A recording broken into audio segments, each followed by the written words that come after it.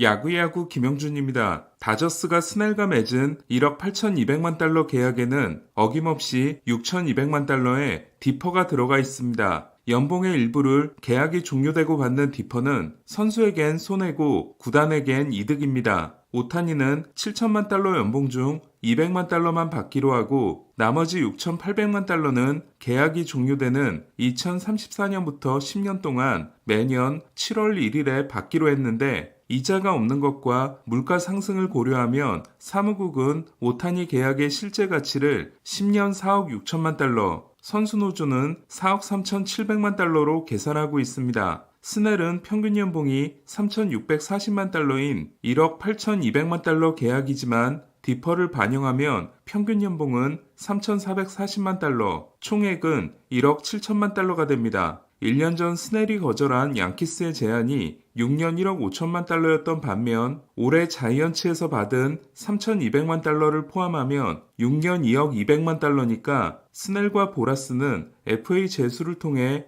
대성공을 거둔 셈이 됐습니다. LA 디퍼스라고 해도 될 다저스는 계약이 종료된 후 주는 지불 유예금이 9억 7,250만 달러로 늘었습니다. 디퍼스의 시작은 배츠였습니다. 배츠는 다저스로 트레이드된 후 3억 6,500만 달러 계약을 맺으면서 32%에 해당되는 1억 1,500만 달러의 디퍼를 허락합니다. 프리먼도 1억 6,200만 달러에 계약하면서 35%인 5,700만 달러를 디퍼합니다. 충격을 준 건 97%에 해당되는 6억 8천만 달러의 디퍼를 그것도 본인이 제안한 오타니였습니다. 야마모토와 글래스나우에게는 디퍼를 걸지 않은 다저스는 스미스에게 1억 4천만 달러 계약을 주면서 36%에 해당되는 5천만 달러를 디퍼했고 스넬도 34%의 디퍼를 받아들이도록 했습니다. 심지어 테오스카 에르난데스와 1년 2,350만 달러 계약을 하면서 그중 850만 달러를 계약 종료 후 매년 85만 달러씩 10년 동안 나눠주기로 했습니다. 이에 계약이 종료된 테오스카를 제외하고 오타니, 배츠, 프리먼, 스넬, 스미스는 계약 총액이 15억 4,900만 달러지만 디퍼가 반영된 실제 가치는 12억 600만 달러가 돼 3억 4,300만 달러가 줄게 됩니다. 디퍼가 구단에게 이득인 건 사치세 계산 연봉이 실질 가치로 계산돼 내려가기 때문입니다.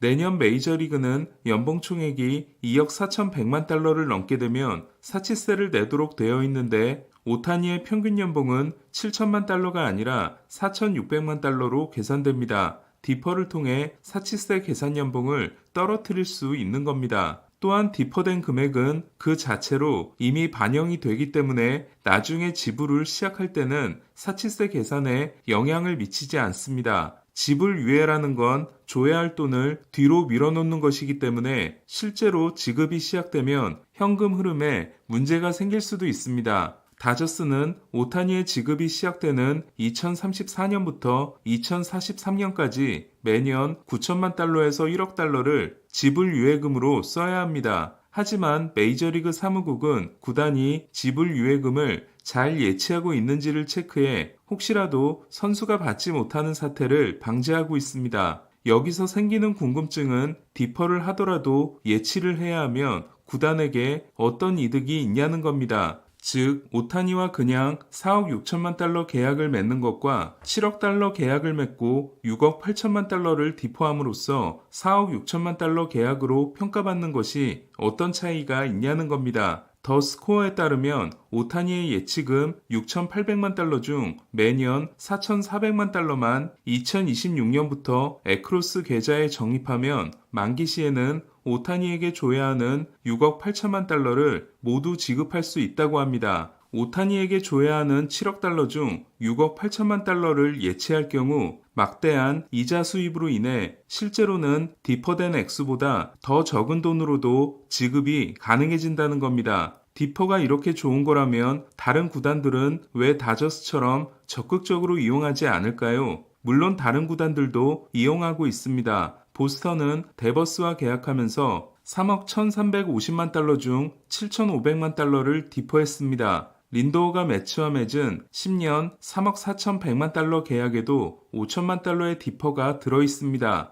하지만 다저스처럼 5천만 달러 이상을 5명에게 하고 있는 팀은 없습니다. 저는 이렇게 막대한 돈을 디퍼하려면 현금의 흐름이 대단히 좋고 엄청난 회계팀을 거느리지 않으면 불가능할 거라고 생각합니다. 프리드먼은 템파베이 시절부터 워낙 계산에 밝은 사람이었던 데다 다저스가 엄청난 돈을 벌고 있기 때문에 가능한 경우라고 할 수 있습니다. 최근 메이저리그는 상당수의 구단들이 지역 케이블 TV와의 계약 문제로 골머리를 썩고 있습니다. OTT의 시대가 도래하고 케이블 TV가 쇠퇴하면서 파산 신청을 했던 발리 스포츠를 비롯해 메이저리그 구단들에게 막대한 중계료를 납부했던 케이블 TV들이 휘청이고 있기 때문입니다. 미국에서 야구는 다른 종목들보다 더 로컬 스포츠이기 때문에 지역 중계권 수입의 비중이 높습니다. 하지만 다저스는 지역 중계권의 위기에서 벗어나 있습니다. 마지막으로 공개된 2022년 지역 중계권 수입의 경우 다저스는 1억 9,600만 달러를 기록함으로써 1억 4,300만 달러인 양키스, 9,900만 달러인 컵스, 9,700만 달러인 보스턴, 9,200만 달러인 자이언츠, 8,800만 달러인 매츠 등 다른 인기팀들을 압도하고 있습니다. 반면 샌디에고는 4,700만 달러에 그쳤는데 그것도 사무국이 중계권을 회수하면서 더 줄었습니다. 많은 팀들이 6천만 달러 수준인 반면 2년 전에 혼자 2억 달러에 육박했던 다저스는 앞으로도 계속 올라갈 전망입니다. 한편 중계권과 관련돼 문제 있는 팀은 중계권의 가격이 정점이었을 때 대박 계약을 맺어 시장 규모보다 훨씬 큰 1억 2,500만 달러를 받지만 그만큼 돈을 쓰지 않고 있는 에인절스입니다. 다시 다저스 이야기로 돌아와서 이처럼 중계권 수입이 압도적인 데다 오타니로 인해 번 돈만 1억 2천만 달러라고 하는 다저스는 올해 천문학적인 수입을 올린 것으로 예측되고 있습니다. 스포티코의 추정에 따르면 올해 다저스의 매출에서 선수 연봉과 사치세 납부액을 빼면 3억 800만 달러가 남습니다. 이는 하위 10개 구단을 합친 것보다 많다고 합니다. 가뜩이나 흥행이 잘 되고 있는 다저스는 오타니가 오면서 날개를 달았고 압도적인 수입을 올리고 있다 보니 지불 유예금을 쌓아놓을 수 있고 거기서 발생하는 이자 수입만으로도 엄청난 이득을 보고 있는 겁니다.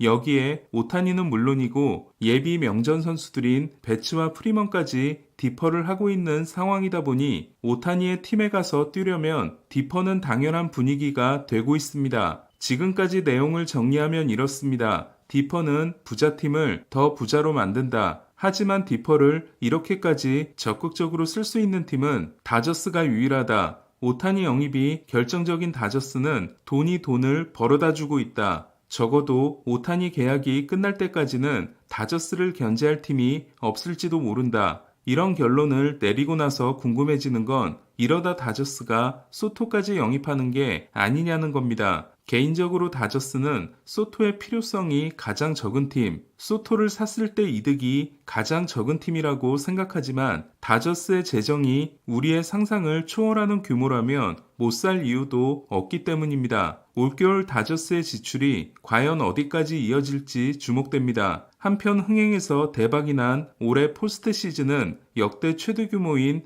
1억 2,900만 달러가 선수들에게 배당금으로 지급될 예정입니다. 이에 다저스는 선수당 48만 달러, 양키스는 35만 달러를 받게 됐습니다. 오늘 소식은 여기까지입니다. 야구야구 김영준이었습니다.